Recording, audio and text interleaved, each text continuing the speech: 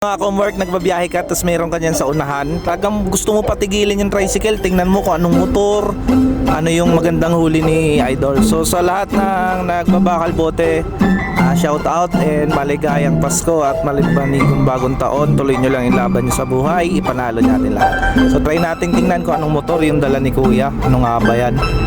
Sige. Boss, anong motor yan? Mark, eto Rider 150. Ay, kala ko Rider Motor Star pala. Itong Jetmatic mo, hindi na pwede. Kala ko ulo ang Rider eh. Parang ikaw rin yung nagatid sa akin dati. Motolite boy. Isa po. Kala ko DL 150. Hindi pala DL 150. Saan ang dala mo nito? Sa Sagana, sir. Gi, pas mo na. Andun din si Angkol. Ayan, Chris TV. Kaway! Yan!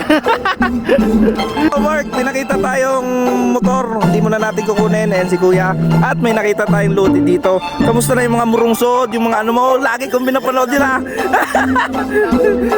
Batiin mo muna yung mga fans natin dyan. Hello mga angkol at mga antin na mga slow dyan. Kamusta na? Sige, ingat. Yan.